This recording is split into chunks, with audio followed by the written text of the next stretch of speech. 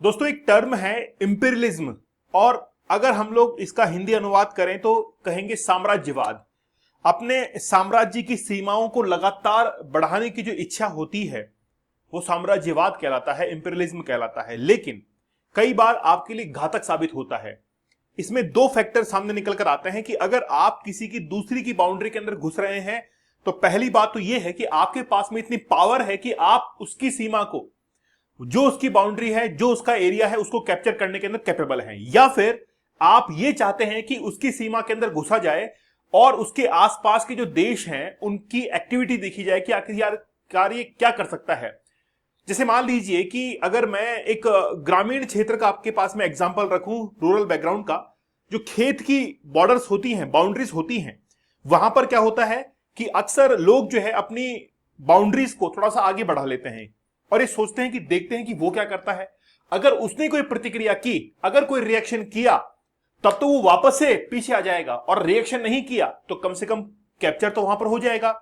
Russia जो है इसी पॉलिसी के ऊपर चल रहा है। रिसेंटली क्या एक्टिविटी हुई है, एस्टोनिया के ऊपर लगातार 12 मिनट तक उनके एयर स्पेस को पूरी तरीके से ब्रीच कर दिया गया है। जो रूल्स थे उनको खत्म कर दिया गया है। लेकिन रशिया ने इनकार किया कि हमने ऐसा कुछ भी नहीं किया है। एस्टोनिया इस बात का हमको अगर सबूत दे तो हम लोग मानेंगे। अब क्या वाकई में एस्टोनिया सबूत दे सकता है? हमने बात की साम्राज्यवाद की। आज रशिया जो है उसके एम्बिशंस इतने जबरदस्त हो चुके हैं कि यूरोपियन कंट्रीज को यह डर है कि कल को अगर रशिया ने एस्टोनिया, लातविया, लिथुआनिया, इन सब देशों पर अगर अपना एनक्रोचमेंट बढ़ा लिया तो पूरी तबाही जो है वो मच जाएगी। और मैंने हमेशा अपने लेक्चर्स के अंदर यह कहा है कि वर्ल्ड वॉर 3 जरूर होगा, हिंदुस्तान पाकिस्तान का युद्ध जरूर होगा। यह टल नहीं सकता है, चाहे थोड़ा समय लग जाए, लेकिन यह होगा, इसीलिए तैयार होना चाहिए। रिसेंटली क्या हुआ है, एस्टोनिया जो है उसने नाटो से यह कहा है कि जल्द से जल्द हमको अर्जेंट कंसल्टेशन चाहिए और हम लोग इस बात को बैठकर as according to article 4 of NATO, इसके अकॉर्डिंग हमको अर्जेंट कंसल्टेशन करना होगा।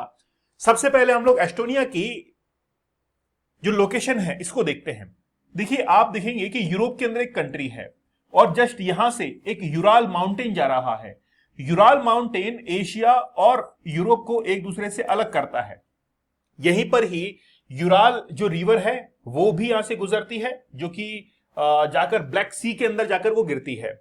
अब ये जो यूराल माउंटेन है, जस्ट इसके लेफ्ट हैंड साइड के अंदर एस्टोनिया है और राइट हैंड साइड के अंदर रशिया है। रशिया एक ऐसा देश है जो कि एशिया में भी है और यूरोप के अंदर भी है। जैसे टर्की, आप देखिए, टर्की जो है वो एशिया में भी आता है और यूरोप के अंदर भी आता है। ऐसे बहुत सारे कंट्रीज हैं, 2 कॉन्टिनेंट के अंदर मैच करते हैं, तो रशिया भी उनमें से एक है।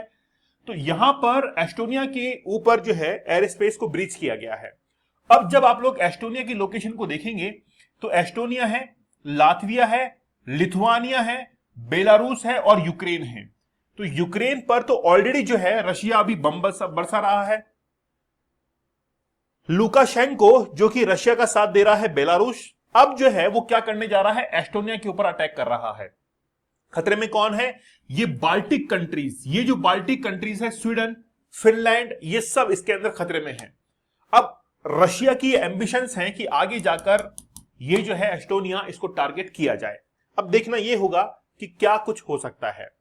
तो एस्टोनिया जो है, यहां पर आप लोग देखेंगे कि कुछ लेक्स है, साथ ही के अंदर गल्फ ऑफ फिनलैंड, जहां पर रशिया के जो फाइटर जेट्स थे मिग 31, उन्होंने यहां पर उड़ान भरी थी, तो गल्फ ऑफ फिनलैंड के ऊपर आए थे। लेकिन उस समय जो रशियन कम्युनिकेशन डिवाइसेस थी, जो रडार थे, वो पूरी तरीके से बंद थे, उनको डिटेक्ट नहीं कर पाए। लेकिन एस्टोनिया ने रडार्स को पकड़ा, रडार्स को डिटेक्ट किया और वहां पर ये फाइंड आउट किया कि रशियन मिग 31 जो है वो उनकी बाउंड्री के अंदर एंटर हो चुके हैं। तो हम लोग बड़ा विस्तार से उसको देखेंगे कि आखिरकार कैसे साम्राज्यवाद की नीति को आज रशिया अपना रहा है। दोस्तों, हमारा 75 डेज का हार्ड चैलेंज, मैं आप लोगों से एक बात कहना चाहूंगा। अगर आप लोगों ने पोर्नोग्राफिक कंटेंट को आगे देखा तो आपके फोकस और कंसंट्रेशन की धज्जियां उड़ जाएंगी, और अगर आपने इसको लगातार देखा तो आप वहां नहीं पहुंच पाएंगे जहां पर आप पहुंचना चाहते हैं। इनोवेटिव आइडियाज आपके दिमाग में नहीं आएंगे, क्योंकि ऐसा कंटेंट आपके दिमाग को बिल्कुल जाम कर देता है। अगर आप वाकई में इससे बाहर निकलना चाहते हैं, इस एडिक्शन से, तो 75 डेज का हार्ड चैलेंज है जो कि आप लोग जरूर ज्वाइन कीजिएगा। और इसमें मैंने 75 टेक्निक्स बताई हैं। अगर आप में वाकई में विल पावर है तो आप 175 डेज का हार्ड चैलेंज जरूर ज्वाइन कर लीजिएगा, ठीक है। चलिए, तो देखिए एस्टोनिया ज्यादा जो है वो दखलंदाजी नहीं करता है दूसरे देशों के अंदर, लेकिन रिसेंटली ये कहा है एस्टोनिया ने कि हमको जल्द से जल्द एक कंसल्टेशन करना चाहिए नाटो मेंबर्स के साथ में, ताकि हम लोग उनके साथ में मीटिंग करके अपने प्लेन्स जो वॉर प्लेन्स हैं उनको तैयार कर सके। साथ ही के अंदर रशियन मिग 31 जो फाइटर जेट्स थे वो एस्टोनिया की जो स्काई जो एयर स्पेस है उसने वहां पर एंटर किया और 12 मिनट तक गल्फ ऑफ फिनलैंड के अंदर वो मंडराते रहे।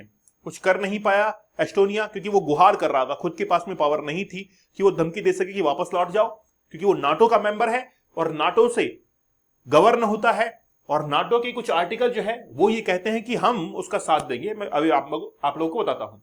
रशिया ने इस बात को डिनाई कर दिया है कि हमने कोई भी वायलेशन नहीं किया है एस्टोनिया के एयर स्पेस का, लेकिन बात यह है कि एस्टोनिया जो है वो कोई भी ऐसे रिजल्ट्स नहीं दे पा रहा है रशिया को, या ऐसे देखिए क्या बात है कि जो आप देखते हैं कि जो ताला होता है, जो हम लोग दरवाजे पे ताला लगाते हैं, वो चोरों के लिए नहीं होता है, वो आत्मसंतुष्टि के लिए होता है। चोर आएगा तो वो ताले को तोड़ने की हिम्मत रखता है। तो रशिया जो है, रशिया को सबूत देने की आवश्यकता ही नहीं है, जरूरत ही नहीं है। अगर वो जिस दिन अटैक पोजीशन में आएगा तो अटैक करेगा, ठीक है। अब एक्चुअली में क्या है आर्टिकल 4, दो आर्टिकल आपको समझने चाहिए, एक तो है आर्टिकल 4 और एक है आर्टिकल 5। देखिए NATO, North Atlantic Treaty Organization, जिसका एस्टेब्लिशमेंट 1949 के अंदर ब्रुसेल्स के अंदर किया गया था, उस समय डिसाइड हुआ था कि जो भी इसकी मेंबरिंग कंट्रीज हैं, आज तो लगभग 32 इसके मेंबरिंग कंट्रीज हैं, उस समय डिसाइड हुआ था कि अगर एक देश पर हमला हुआ तो सभी देशों के ऊपर उसका हमला माना जाएगा। इसके दो आर्टिकल बहुत इंपॉर्टेंट है। आर्टिकल नंबर 4 जो कि ये कहता है कि अगर कोई भी अटैक होता है तो उस समय हम लोग अर्जेंट में कोई कंसल्टेशन के लिए एक मीटिंग जो है अरेंज करेंगे और उसमें डिसाइड करेंगे कि हमको क्या तैयारी करनी है। और दूसरी तरफ है आर्टिकल 5 जो कि ये कहता है कि अगर किसी एक देश पर हमला हुआ तो वो सभी देशों पर हमला माना जाएगा और सब देश मिलकर उस पर हमला करेंगे। इसलिए यूक्रेन नाटो में शामिल होना चाह रहा था, लेकिन दगा दिया यूएसए ने। यूक्रेन जो था वो चाह रहा था कि मुझे भी नाटो में शामिल कर लो, और रशिया दिखाना चाहता था कि देखो यूक्रेन को नाटो में शामिल नहीं करेंगे, तुमको अकेला छोड़ देंगे, और वैसा ही हुआ। अब तक नाटो के अंदर शामिल नहीं हुआ।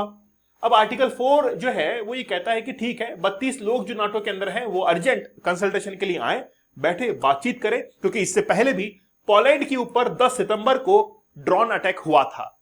बहुत सारे ड्रोन जो थे वो पोलैंड की सीमा के अंदर गए थे, लेकिन उसके बाद में भी रशिया का कोई कुछ बिगाड़ नहीं पाया था। और उसके बाद में डोनाल्ड ट्रंप की यूरोप विजिट हुई थी इंग्लैंड के अंदर, जहां से धमकी दी थी किसने, ट्रंप ने, कि अफगानिस्तान के अंदर जो बगराम एयर स्पेस है, एयरबेस जो है, उसको हम लोग वापस लेंगे, और वापस लेने के बाद हम लोग वहां से इंडिया, पाकिस्तान, रशिया, चाइना, इनके ऊपर, ईरान, इनके ऊपर जो है निगरानी रखेंगे।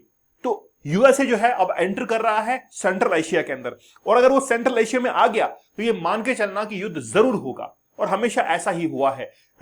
अमेरिका ने जब जब जो है एंट्री ली है तब तब युद्ध हुए हैं। तो पोलैंड के ऊपर ऑलरेडी हम लोग ऐसा एग्जांपल देख चुके हैं। अब डोनाल्ड ट्रंप का, महाशय का क्या कहना है वो देखिए। आई डोंट लव इट, उनको ये पसंद नहीं है। कुड बी बिग ट्रबल, ये बहुत बड़ी मुसीबत जो है वो हो सकती है। इस मुसीबत की जड़ ही डोनाल्ड ट्रंप है।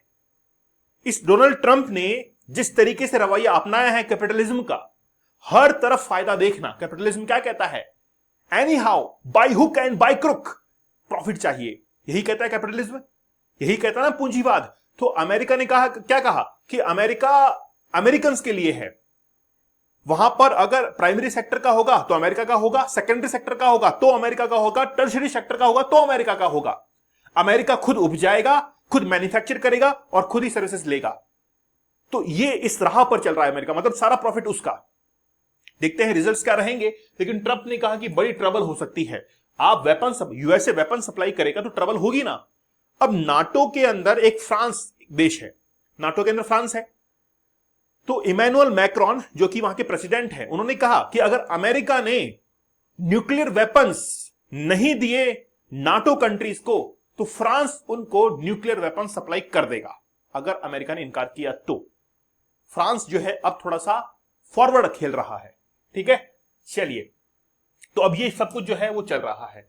अब इसके साथ में ही ट्रांसपॉन्डर्स वगैरह सब कुछ ऑफ कर दिए थे, कम्युनिकेशन डिवाइसेस वगैरह, रेडियो वगैरह सब जो है वो ऑफ कर दिया गया था। 3 किलोमीटर के एरिया के अंदर वो फ्लाई कर रहे थे MiG-31, लेकिन वो वापस से लौट गए। अब एस्टोनिया और नाटो कंट्री जो है वो बैठकर मीटिंग कर रहेंगे, क्या करेंगे ये। उनको यूरोपियन कंट्रीज को डर इस बात का है कि ये जो रशिया है वो क्या कर सकता है, आगे आने वाले समय के अंदर बहुत सारे कंट्रीज को क्या कर सकता है, उनको उनके ऊपर कब्जा कर सकता है, जैसे कि वो अभी यूक्रेन के ऊपर करना चाहता है। तो उसके जो एम्बिशंस हैं उसको कहीं ना कहीं रोकने के लिए आज यूरोपियन कंट्रीज को डर लग रहा है कि यार कैसे रोके आखिरकार, ये तो रुकने का नाम नहीं ले रहा है।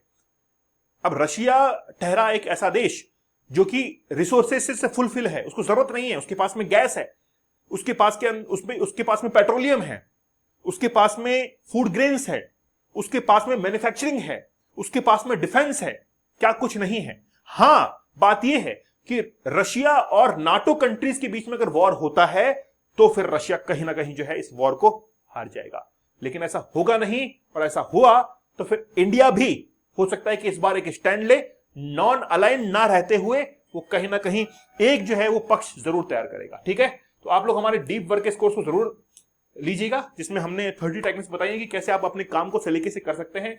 75 डेज का हार्ड चैलेंज और 175 डेज का हार्ड चैलेंज बड़ा जबरदस्त है। ठीक है, आप लोग मुझे टेलीग्राम दीपक इंदौर ऑफिशियल पर जरूर ज्वाइन कर लीजिएगा।